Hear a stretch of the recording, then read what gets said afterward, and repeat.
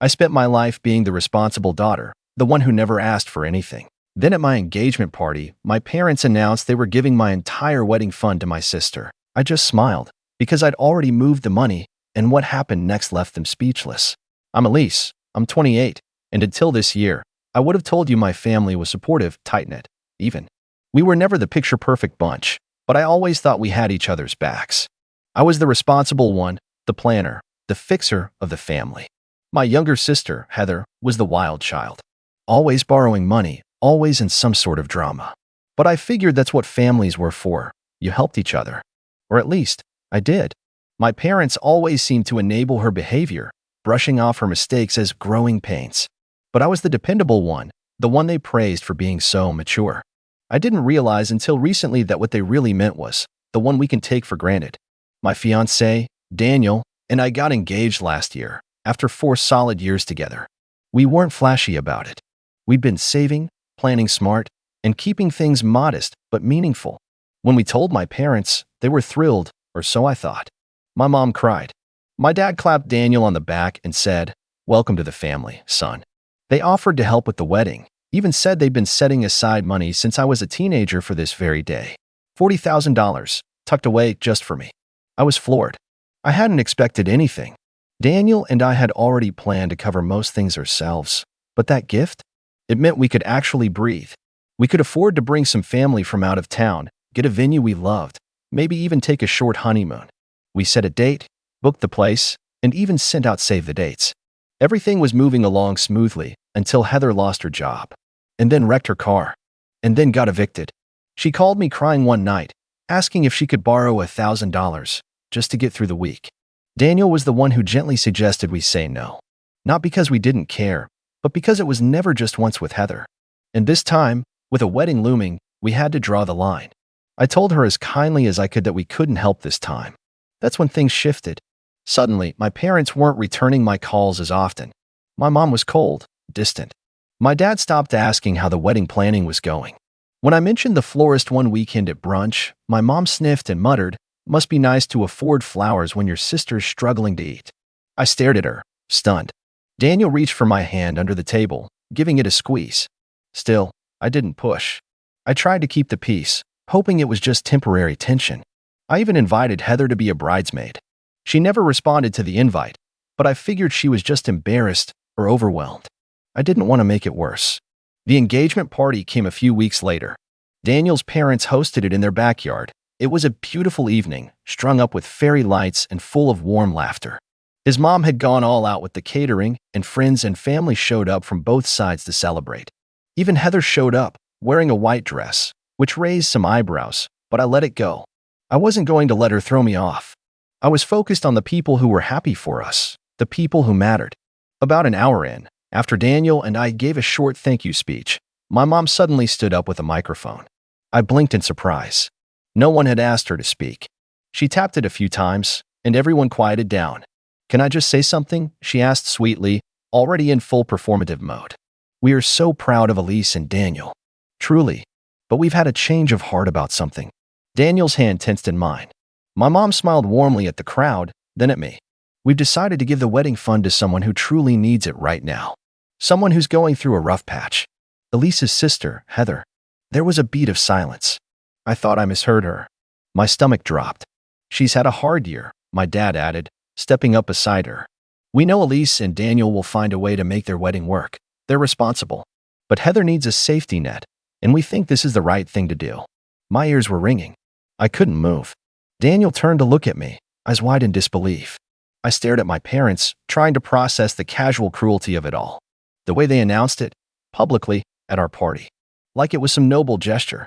Like they were expecting applause. I don't remember standing up. I don't remember walking to the mic.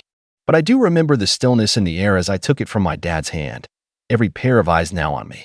And I remember taking a deep breath and smiling. "That's fine," I said, voice calm, measured. "Just one thing. I already moved the money last week."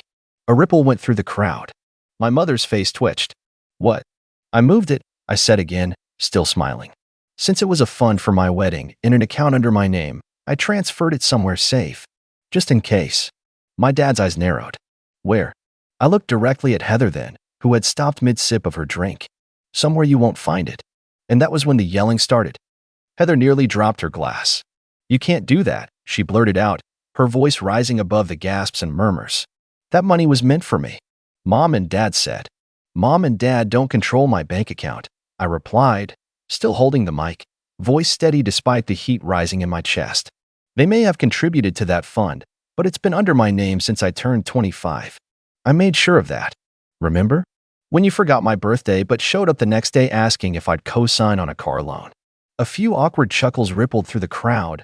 Some people tried to hide it, others didn't bother. Heather's face turned a deep shade of crimson, and my mother's jaw clenched so tight I thought she might crack a molar. Elise, my dad said sharply, his voice lowered, as if trying to regain control of the narrative. This is not the time or place.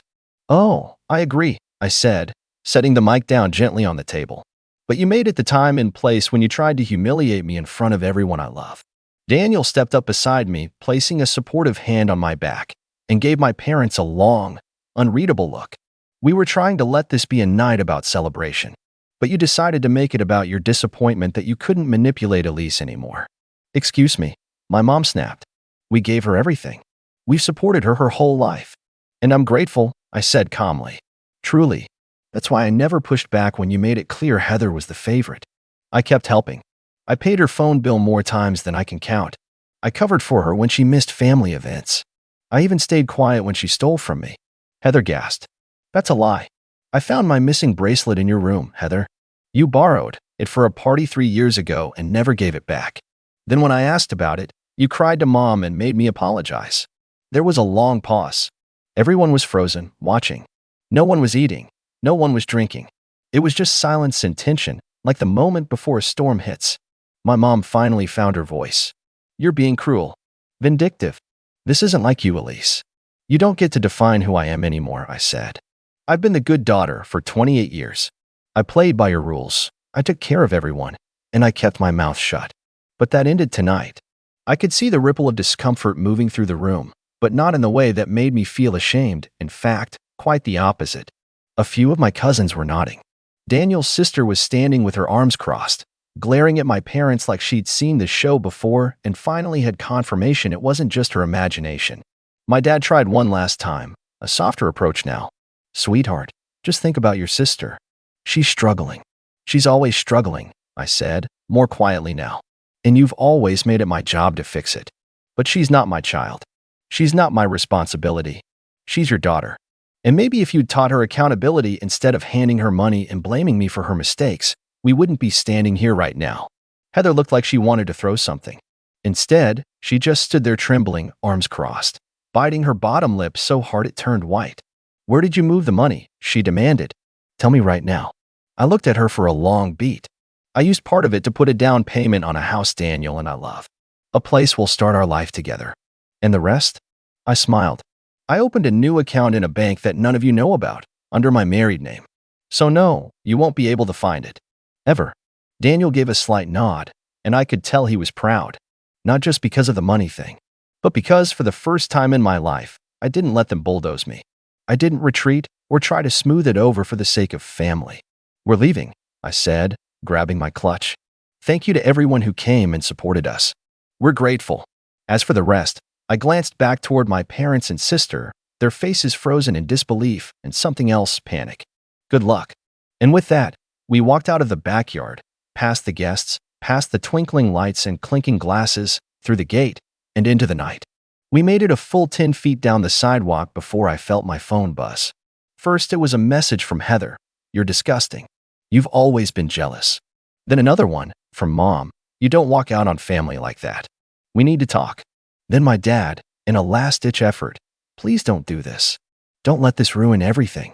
I turned off the phone. I don't know how long we walked, just holding hands in the quiet, but for the first time in years, I didn't feel like a daughter balancing on a tightrope. I felt like a woman who had finally stepped off and landed on solid ground. And then, 3 days later, they showed up at our door. Daniel saw them first. We'd just come back from the farmer's market, arms full of fresh fruit and flowers, the kind of weekend ritual we were finally getting to enjoy without wedding spreadsheets and vendor calls hanging over our heads. We were laughing, really laughing, about something ridiculous the cashier had said, when his face suddenly changed. He shifted the bags to one hand and gently touched my arm. "Don't freak out," he said under his breath. "But your parents are standing in front of our building." My stomach dropped. I looked up, and there they were, my mom, dad, and Heather, standing on the sidewalk like an uninvited committee. My mom was wearing sunglasses even though it was overcast, her lips pressed tight. My dad had that fake polite smile he used to wear at parent-teacher conferences. Heather was leaned against the fence, arms folded, eyes red like she'd been crying or fuming. I didn't stop walking. I didn't even slow down. "Elise," my mom called out. "We need to talk." "No, you need to leave," I said, walking right past them toward the door. "This isn't your home." My dad stepped in front of me before I could reach the buzzer. "Sweetheart, please. Just 5 minutes. Did you not hear me at the party?" I snapped. "Or was the microphone not loud enough for you?" "Elise," my mom said, her voice syrupy but tight with restraint, "you're making this more dramatic than it needs to be. We came to apologize." I raised an eyebrow. "Really? You came here, to my place, unannounced, after publicly trying to humiliate me, to apologize?" My mom hesitated. "We didn't mean for it to come out like that. That's not an apology. That's damage control," Daniel said, stepping between me and my dad. "And you should have done it days ago, not waited until people started talking." My mom's eyes flared. "You don't know this family, Daniel. Stay out of it." He didn't even flinch. "I know enough." Heather finally spoke, her voice sharp and cold. "You're not seriously going to keep the money, are you? After everything Mom and Dad have done for you?" I turned toward her slowly. "You mean after I spent my entire 20s cleaning up your messes? Covering for you? Bailing you out of situations no adult should need rescuing from? While you got to party and coast and play the victim? That money could have saved me," she hissed. "No, Heather," I said calmly. "It would have delayed you, just like every other handout. And don't think I didn't notice you were wearing new shoes and a designer bag at the engagement party you couldn't afford to attend." Her jaw dropped slightly, and I saw her glance down as if she'd forgotten what she'd worn. My mom opened her mouth to jump in, but I cut her off. "You knew that party was important to me. You knew what that money meant to us. But instead of coming to me privately, or even trying to reason with me, you hijacked the mic and tried to ambush me in front of everyone I love. That wasn't love. That wasn't family. That was manipulation." My dad finally let out a long breath. "Look, we all made mistakes that night, all right? But we can fix this. Let's sit down, just the 5 of us. No yelling, no accusations. Just talk." I paused, not because I was considering it, but because I was genuinely shocked he still thought this was salvageable. "There's nothing left to talk about," I said. "You showed me exactly where I stand. And I'm done pretending that's okay." Heather scoffed. "So what? You're just cutting us off? Over money?" I looked her straight in the eye. "No, I'm cutting you off because for the first time, I stood up for myself, and you all made that the problem." There was a long silence. And then my mom, always the dramatist, shook her head with mock sadness. "This isn't who you are, Elise. You're better than this. You don't turn your back on your own family. And that was when I lost it. You turned your backs on me years ago," I shouted. "When you made me the unpaid babysitter, the emotional punching bag, the default emergency fund.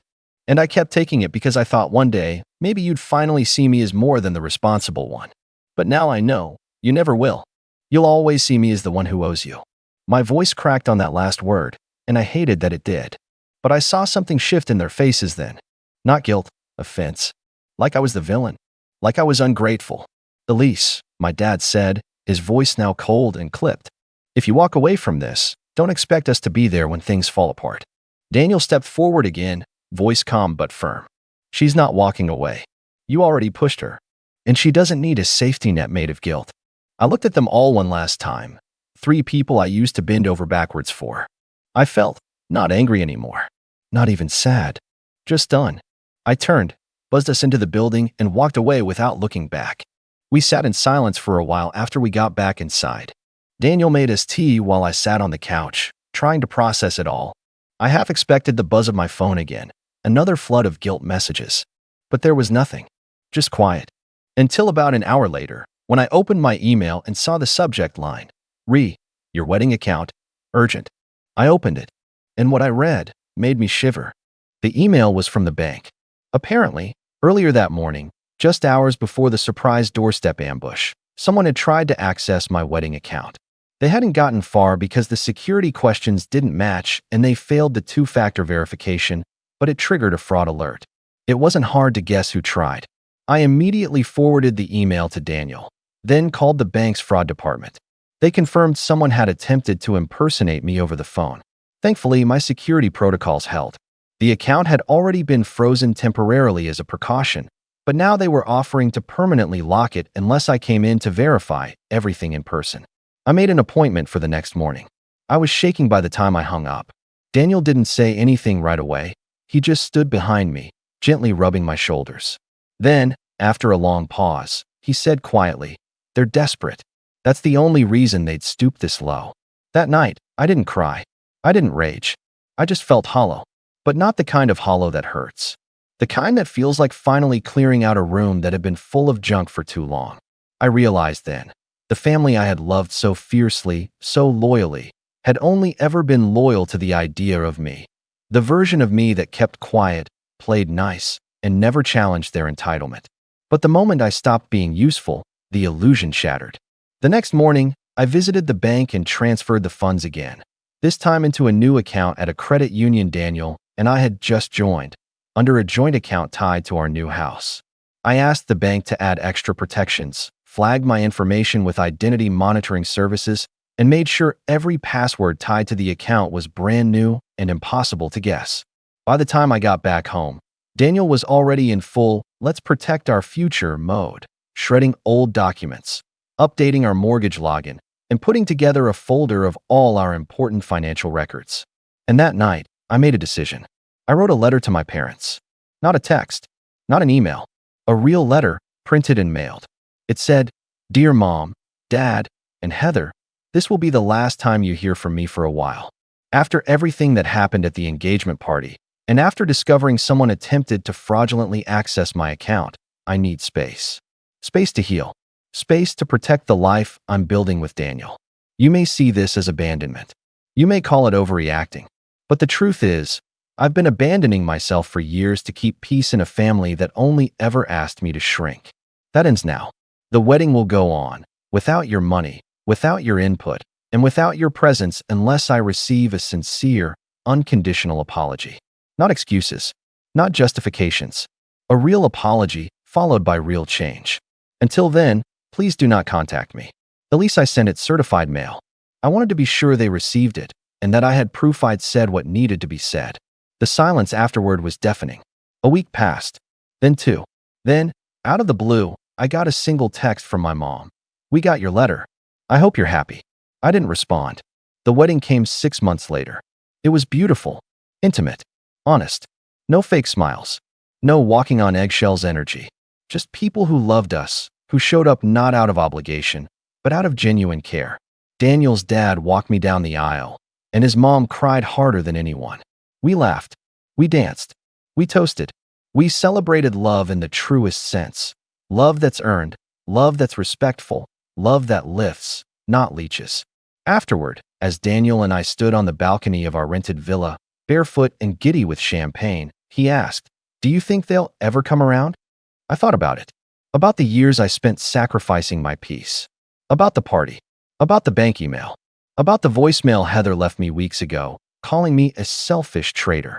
And I said, "Maybe, but I'm not waiting." We clinked our glasses and looked out at the sunset, hand in hand. Because for once, I wasn't carrying guilt. I wasn't carrying anyone else's chaos. I was just Elise, free, married, and finally at peace.